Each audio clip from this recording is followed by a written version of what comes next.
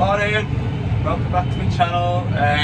I'll just add this on to Monday's video, although I think Monday will be pretty busy. Up at Farm 4 today. I want to see Farm 4 before because I'm very rarely up here. It's about half an hour's drive in the tractor. But I'm just tidying up some grazing fields because you can see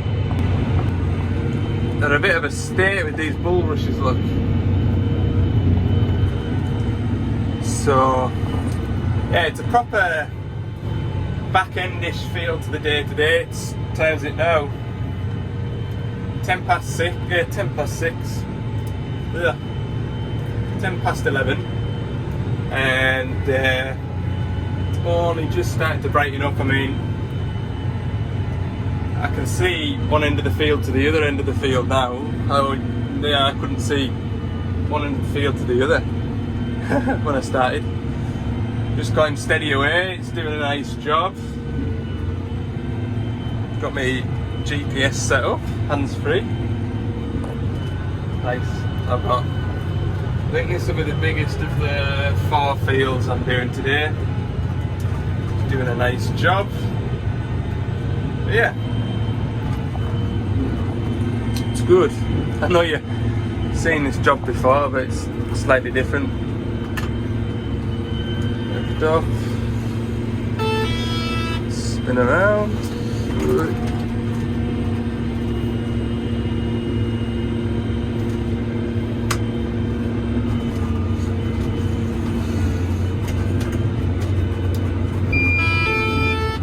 There. And then all the way back up again.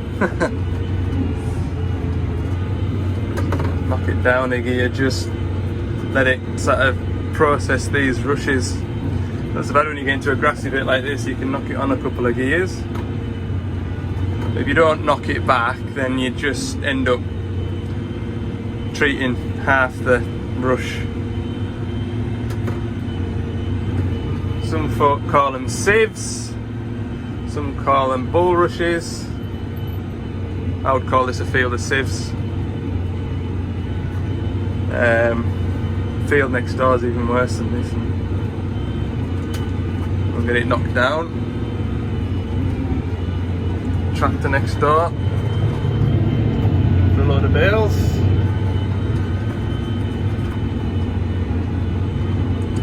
Right, knock it down another gear. You can kind of feel it, and I mean I can knock it up a gear now. I'm just keeping an eye on that engine load there.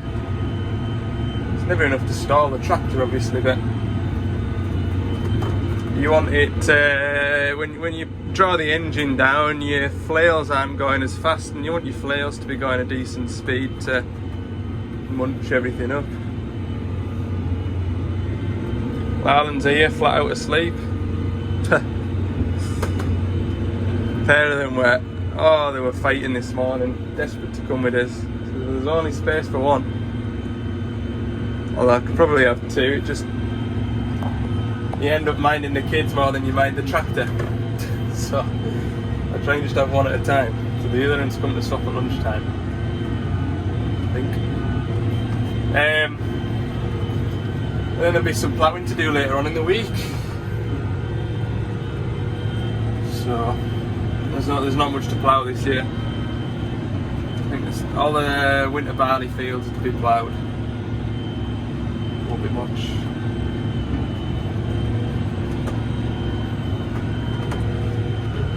Yeah, it's doing a nice job anyway. Well,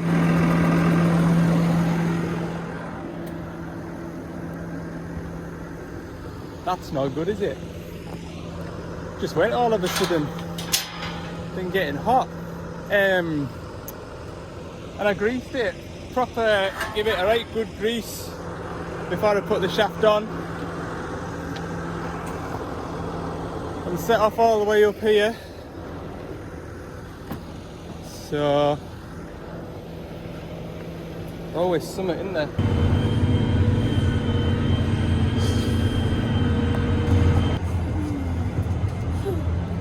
Broken again. Not the drive shaft this time, but I just spotted a little whiff of blue smoke coming out of that guard down there, and I don't know whether it's like 5 belts or whether it's one big belt, but essentially there's only 3 ribs, 2 ribs of the belt left on it. So obviously I'm not going to try and hack my way through this stuff anymore. We're going to go back to the farm. Farm 1. Pack up for the day. Which is a bit rubbish, but I just think the topper isn't up to the job, and not in a negative way. I just think it probably wants almost like a forestry mulcher for some of these sieves, like the bulrushes. I think this sort of thing's grand for like what I've been doing with it. What's it called? You know, doing your roadsides, doing your horse paddocks and grass that's got away on the sheep. But that is, to be fair, that is a bit more hardcore, that stuff, isn't it? I better left the Mohican up the middle, look. What a shame. I like leaving a job half done, but I'm pleased it happened now rather than at 10 o'clock tonight. At least I can go home and have a beer. Just forget all about today.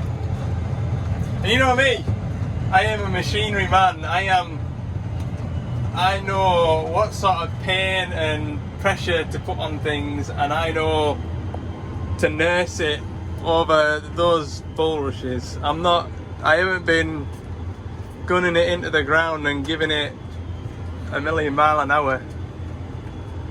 I've just been letting the machine do its work rather than forcing the machine to do its work. But anyway, it's cleaned it up in here nicely for the most part. But yeah, it was just too much for it, wasn't it?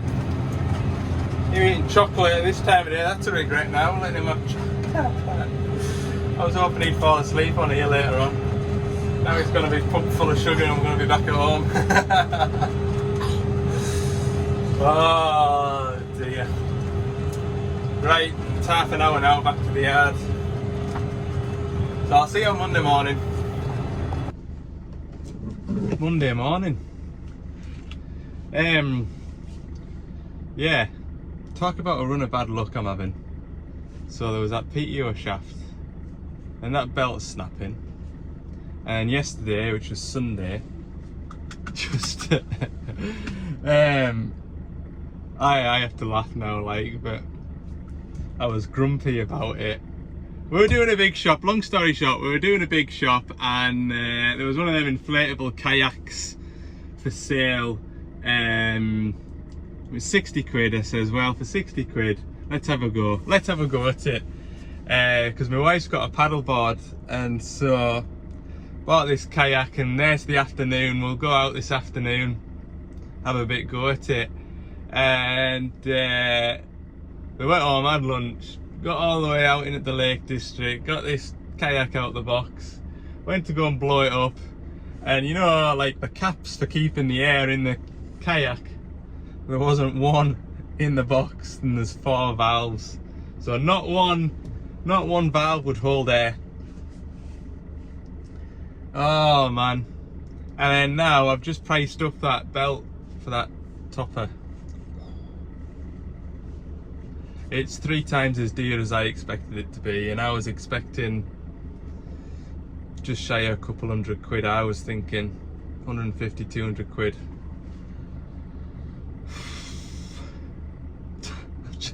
I just wanna, I don't know, you just have bad luck, don't you, sometimes?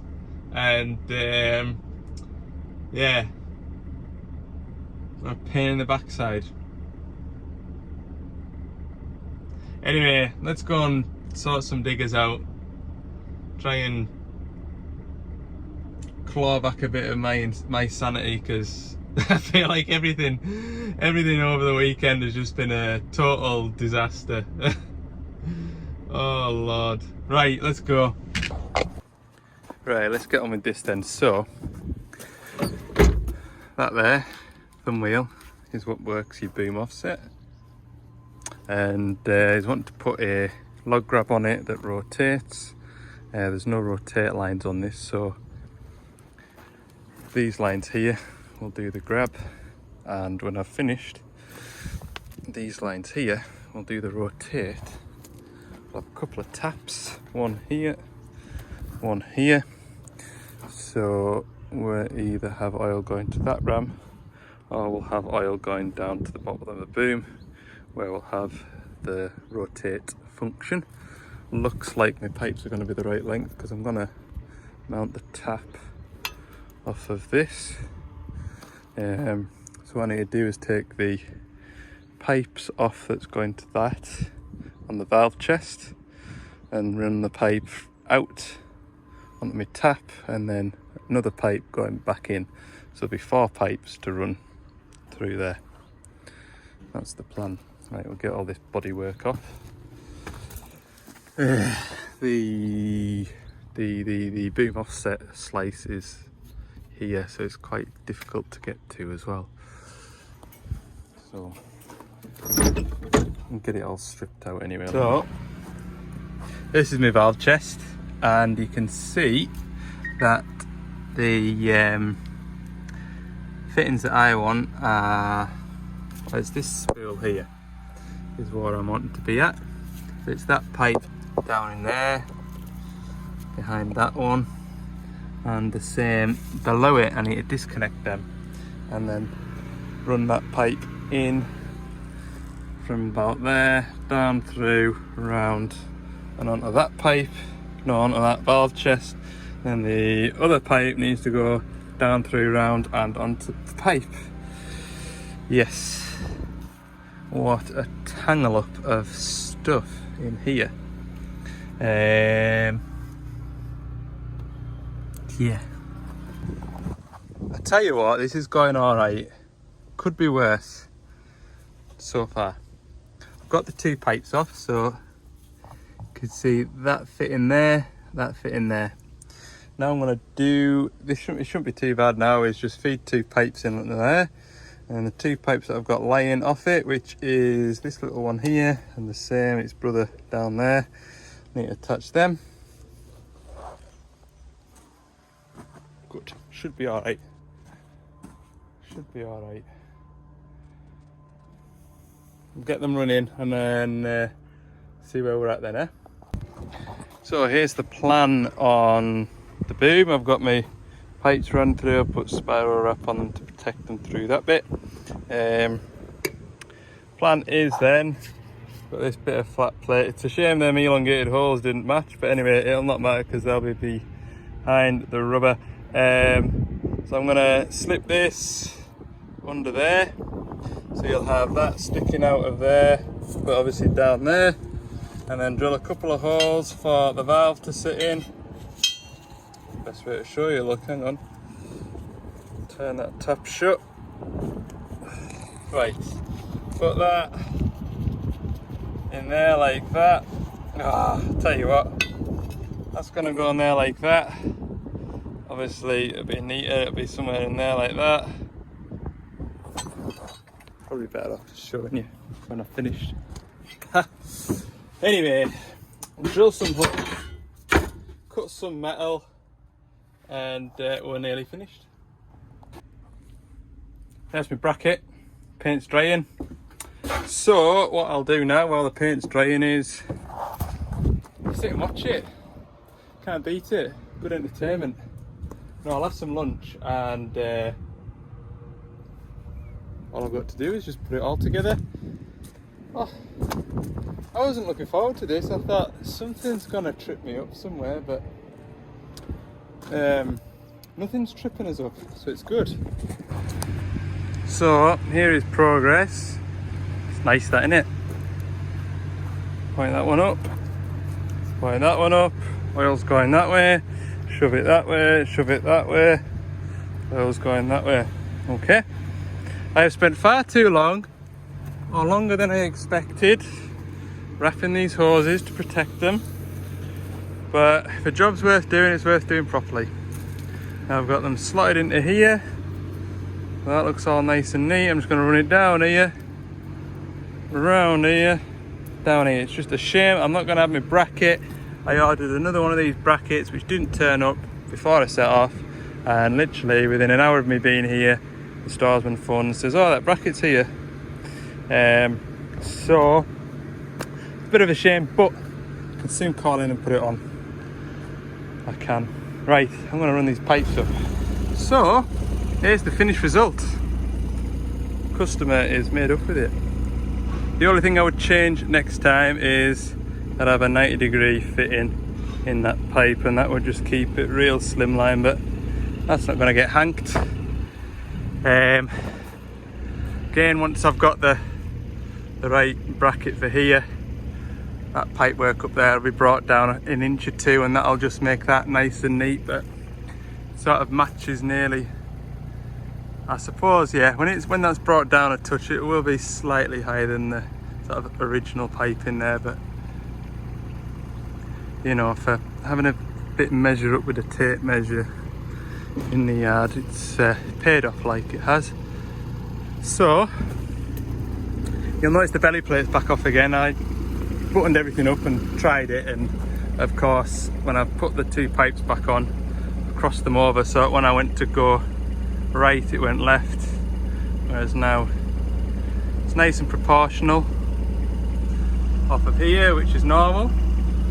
And then when I am in log grab mode, we turn that tap, and now that becomes a rotate. See the pipe tense it up.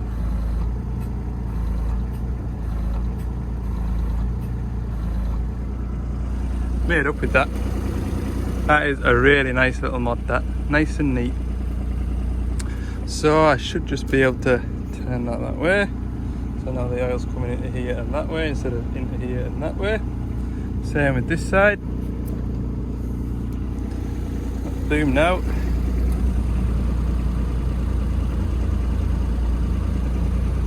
Spot on. Really happy with that. Okay. It's 4 o'clock now. So yeah, wrapping those pipes up and that spiral wrap has really damaged my day. Anyway, I'm gonna catch a 140 on the way back down that's got a squeak, so get tidied up. Just a quick one before I go. Anybody worried about the window and those taps? Hundreds of room. Loads of room. Right, I'm here. 140-7, got a squeak. It's all go up here, look, there's plant everywhere. All sorts of different breeds and colours. There's a cat, 20-ton cat down there, is it? And the doors there. And a hell of a view. What a bit to find it was. Yeah, it was a hell of a bit to try and find. I went to the wrong forest. Because basically, in Google Images, this digger is in the middle of a hillside with no visible roads to it. Because they are creating the road to it. So I couldn't find it. And I went to the forest next door. Literally, there's forest there, and then there's this forest here. And these two forests aren't joined together. And so I went to the wrong one. So I've had a fair tour, like. Could really do with being at home. But never mind, I'll have a quick look over this. I think it might be that tensioner bearing. This has got into the habit of doing that. It did it once, and now it does it all the time. What I need to do is take this cover off and then put a metal bar across here and 2 holes and tie it in at this end. the last toolbox. In the last van, I think it was only gravity that held that in, but it quite like sliding around on this floor. Right, okay, I've got me belt tensioner taker off a doodah, an official part, and then I think it's a 17mm socket I need. So after moving and shaking everything, I can just feel a little bit on this idler wheel here, you can see there, and I can just feel a little clunk, and I mean a little clunk. I just don't know whether that's enough. What it is when it's hot and he goes and revs up. What sort of state is this belt in even? Maybe try a new belt on it as well. When it goes from, when it's hot, when the machine's been working, it's quite dry. Not that you'd expect it to be damp. There's a bit of wear on the wall there, look, isn't there?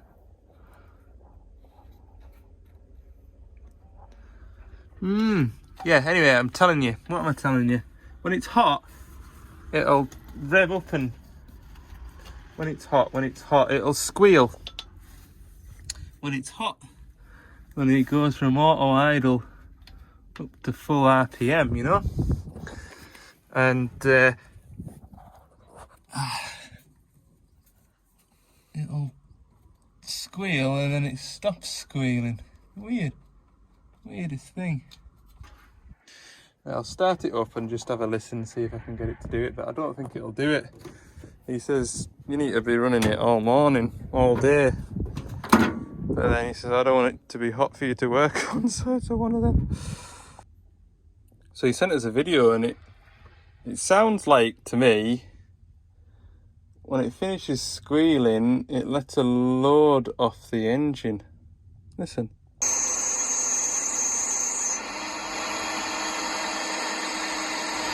And it doesn't do it again.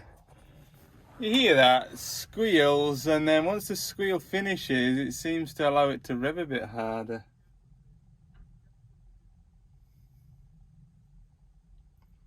There's only two things that could be: a viscous fan or the air conditioning clutch compressor.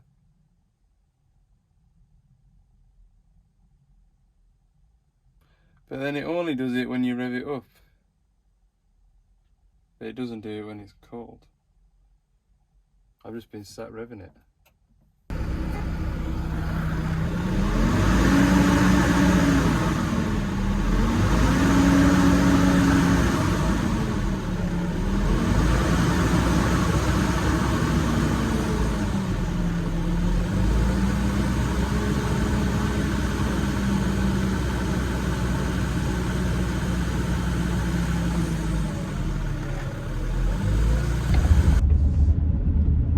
Okay, so the owner slash operator was working at that cat machine down the road there.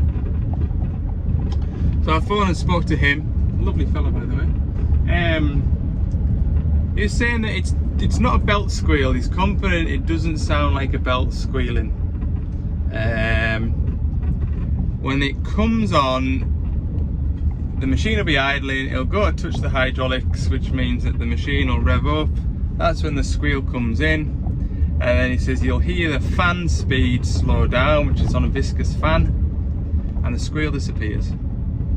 And then the fan might kick back in again to cool the engine down or whatever, and the squeal will come back.